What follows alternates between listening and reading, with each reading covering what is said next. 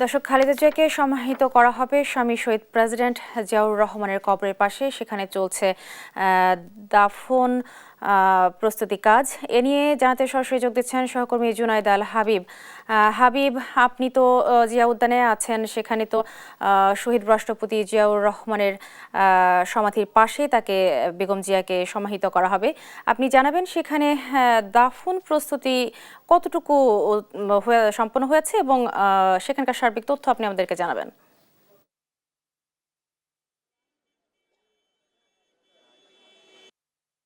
আপনি জানেন যে সরকারের পক্ষ থেকে হয়েছে বেগম জিয়াকে সর্বোচ্চ রাষ্ট্রীয় সম্মাননার মধ্য দিয়ে তাকে আজকে এখানে দাফন করা হবে এবং আমরা দেখছি যে সেই প্রস্তুতি কিন্তু চলছে। এখানে ইতোমধ্যে কবর খননের কাজ শেষ হয়েছে বলে আমরা নিশ্চিত হতে পেরেছি।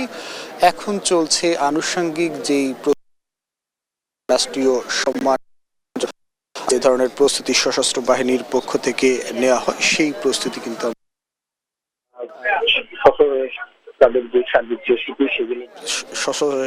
তাদের যে সার্বিক প্রস্তুতি সেগুলোর জন্য শ্রদ্ধা নিবেদন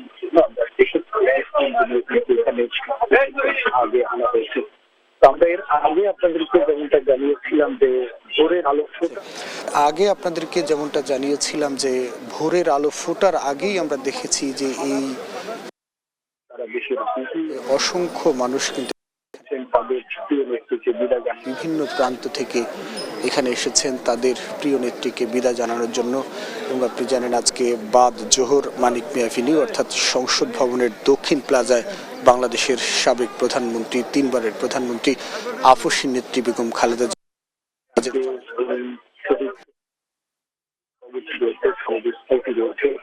তার পাশে তার জন্য কবর খনন করা হয়েছে এবং তার পাশে তিনি সমাহিত হবেন।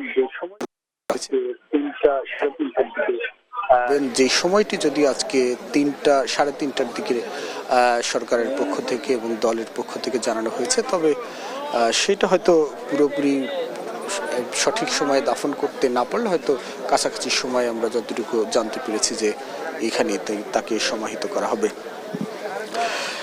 এবং আমরা সকাল থেকে অসংখ্য নেতাকর্মীদের সাথে আসলে আমরা কথা বলেছি, তারা সকলেই আসলে শোকে মুহ্যমান, শোকে বিহ্বল। তারা বলছেন যে বাংলাদেশ 2024 পরবর্তী যে যাত্রা, সেই যাত্রায় আসলে বেগম জিয়ার নেতৃত্ব খুবই প্রয়োজন ছিল এই দেশের সমৃদ্ধির জন্য, এই দেশের গণতান্ত্রিক উত্তরণের জন্য। আপনারা জানেন যে শহীদ প্রেসিডেন্ট জিয়াউর রহমানের হাত ধরে বাংলাদেশে কিন্তু গণতন্ত্র পুনরুদ্ধার হয়েছিল, বহুদলীয় গণতন্ত্র এখানে চালু হয়েছিল। তার মৃত্যুর পর সেই নেতৃত্ব ভার গ্রহণ করেন তার সহধর্মিণী বেগম খালেদা জিয়া এবং তার নেতৃত্বেই কিন্তু বাংলাদেশ স্বৈর শাসনের মুক্ত হয়েছিল।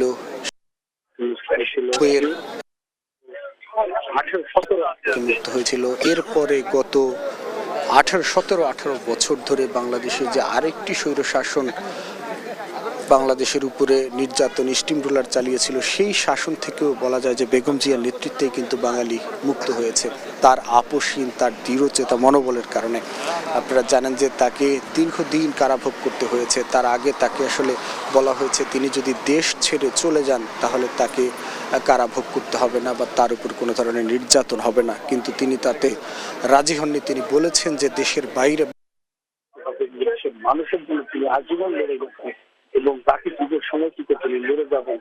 এই বৃদ্ধ বয়সেও কিন্তু তিনি তার এই দৃঢ় মনোবল সময়টুকু তিনি বয়সেও কিন্তু তিনি তার এই দৃঢ় মনোবল নিয়ে তিনি অটুট ছিলেন। তিনি জেল খেটেছেন, নির্যাতন সহ্য করেছেন, নিজের সন্তান হারিয়েছেন, তবুও তিনি তার আদর্শ থেকে একটুও বিচ্যুতি হননি, বাংলাদেশের মানুষের পাশ থেকে কিন্তু দূরে সরে যাননি। তেমন একজন আপোষহীন নেত্রী, এমন একজন নেতার মৃত্যুতে কিন্তু সারা দেশবাসী আজকে শোকাহত। শুধু বিএনপি বা তার অঙ্গ সংগঠনের নেতাকর্মীরাই যে আজকে শোকাহত বিষয়টি তেমন নয়। আমরা এখানে দেখেছি যে অসংখ্য মানুষ দেশের বিভিন্ন প্রান্ত থেকে এসে জড়ো হয়েছেন, যারা কোনো রাজনৈতিক দলের সাথে সম্পৃক্ত নয়। তারা দেশনেত্রী বেগম খালেদা জিয়ার আদর্শ উজ্জীবিত, তাকে তারা ভালোবাসেন, তার নেতৃত্বকে তারা ভালোবাসেন। তাকে শেষ বিদায়ের জন্য কিন্তু তারা এখানে এসেছেন। আমি একটু কথা বলতে চাই এখানে আসা সাধারণ মানুষ যারা রয়েছেন তাদের সাথে এবং তাদের একটু প্রতিক্রিয়া জানতে চাই। আজকে তো বেগম জিয়া গতকাল চলে গেলেন, আজকে সমাহিত করা হবে, আপনারা দূর দূরান্ত থেকে এসেছেন, আসলে আপনাদের প্রতিক্রিয়াটা জানতে চাই। আমরা ওনার মৃত্যুতে খুবই মর্ম এটি আমাদের কামনা।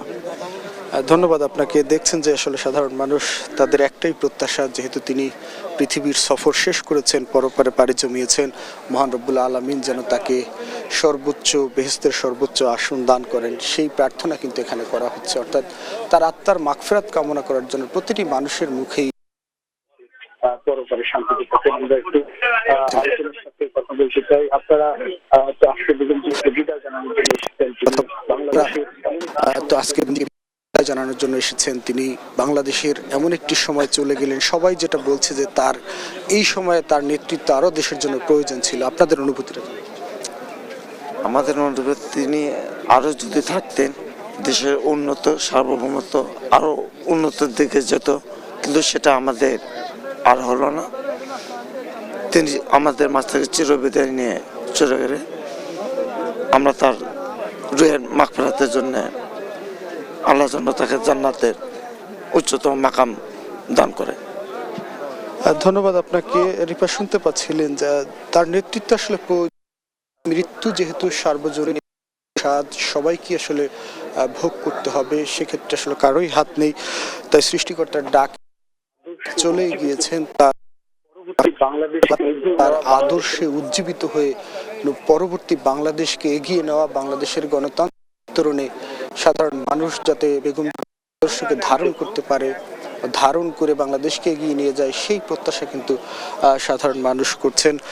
আমরা একটু আরো কয়েকজনের সাথে কথা বলতে চাই, আসলে তাদের অনুভূতি জানতে চাই। তারা এই এমন একজন নেতাকে হারিয়ে তাদের বর্তমান পরিস্থিতি একটু যদি বলেন। আসসালামু আলাইকুম, আমি বগুড়া থেকে আসছি। আমাদের মা আমাদেরকে রেখে চলে গেছে, এই আমাদের আর ভাষায় প্রকাশ করার মধ্যে আমাদের এই শূন্যতাটা কে পূরণ করবে, আমি আর কিছু বলতে পারতেছি না।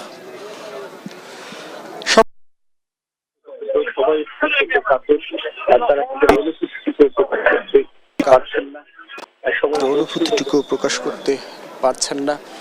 সবাই বলছেন যে গণতন্ত্রের ধারক বাহক, বাংলাদেশের গণতন্ত্রের জননী যাকে বলা হয়, তিনি আসলে গতকাল না ফেরার দেশে চলে গিয়েছেন। তাকে হয়তো আর ফিরে পাওয়া সম্ভব নয়, কিন্তু তিনি যে আদর্শ রেখে গেছেন, যেই অনুপ্রেরণা রেখে গেছেন, যেই পথ রেখে গেছেন, সেই পথ ধরে সেই আদর্শে উজ্জীবিত হয়ে সামনের পথগুলো যাতে বাংলাদেশ পাড়ি দিতে পারে, বা বিশেষ করে তার রেখে যাওয়া যে দল বাংলাদেশ জাতীয়তাবাদী দল বিএনপি যেন তার সেই দেখানো পথে মানুষ যারা আছেন তারা করছেন, তাদেরকে জানিয়ে রেখে আমরা আজকে তারা করছেন।